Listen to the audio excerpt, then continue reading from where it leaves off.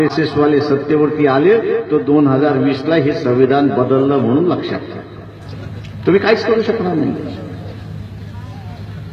काही लय महाभाग आहेत, आंबेडकरवादी लय शिकलेले आहेत, लय विद्वान आहेत. गाण कशाची धुवायची हेच त्यांना माहिती नाही.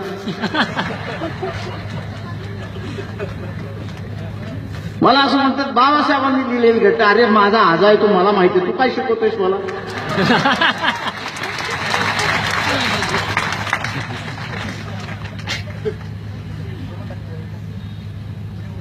लिहिली ना माया आजन, सगळ्यांना अधिकार दिला ना म्हटलं होतं.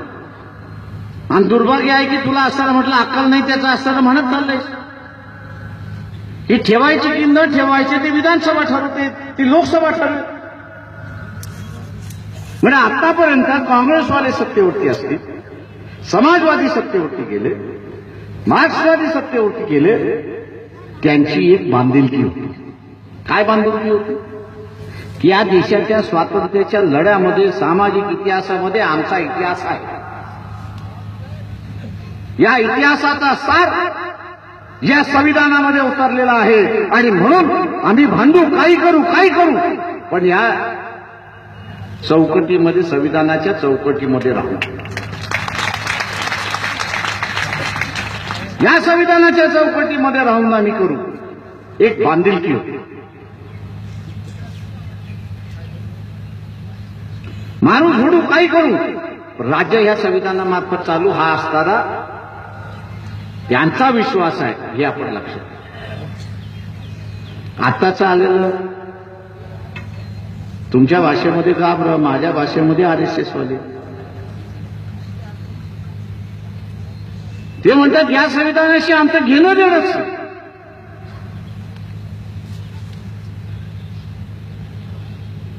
आम्हाला संत परंपरेच्या विचारसरणीचा इथला असणारा संविधान नको आहे, तर आम्हाला असणारा मनुवाद्याचं संविधान पाहिजे, अशी असणारी परिस्थिती.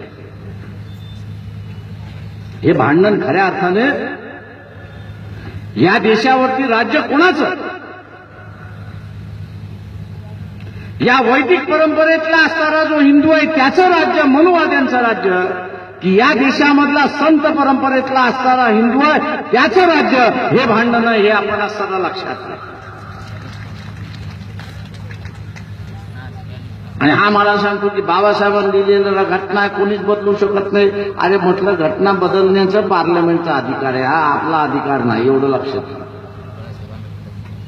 आणि उद्या आज जसं बहुमत आहे, उद्या बहुमत आलं आणि इथला कोणीच राजकीय पक्ष अस्तित्वात राहिला नाही, एक ठराव करायचा आहे की हे घटना आम्ही बदलली, नवीन घटना आम्ही आणली, काय करणार आहात? येड्याचं सोंग घेऊन पेडगावला जाण्याची भाषा बोलतो बुद्धिवंत. 4 पैसे खिशात आले तर त्याला असं वाटलं की मी असणारा बुद्धिवंत झालो.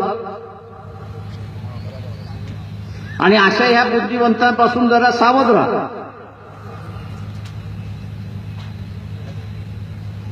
ही घटना वाचवायची असेल तर आपल्याला आपली राजकीय ताकद सर्व मित्रांपक्षांबरोबर दाखवून आपण असणारे एकजूट झाले. इथं दंगल झाली, अमुक झाली, तर इथला असणारा मार्क्सवादीच येतात, मोर्चे काढतात, कोर्टात केस करतात, भांडतात, सगळं करतात. आणि आता असणारा काही महाभाग बाबासाहेबांनी इथल्या असणाऱ्या मार्क्सवाद्यांना शिवे घालून मोकळे झाले. अरे म्हटलं दंगलीच्या वेळेस तोच माणूस असतो, अत्याचार झाला तर तोच माणूस असतो. म्हणजे मित्राला तोडण्याचं कामकाज कोण असेल तर आपल्या आंबेडकरी भांडवलदारी विचारांच्या माणसाकडून शिकून घेतलं पाहिजे, असं मी मानतो. उभं तर काय करता येत नाही, घडवता काही येत नाही, पण बिघडवण्याचं काम पहिल्यांदा आपण असताना करतो, अशी असणारी परिस्थिती. आणि म्हणून मित्रो,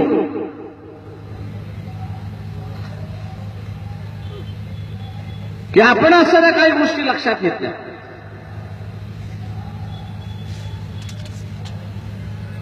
हे 2019चं शेवटचं भांडण आहे असं विचार.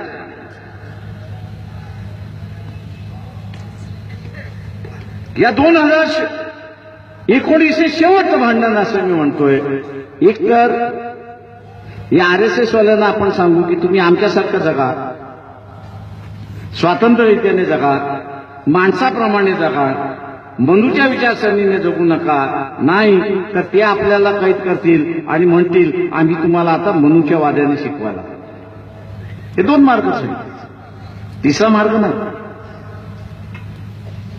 काय कोणाही माणसाला कैद करायचं असेल तर राज्य सत्तेची गरज असते, हे लक्षात घ्या.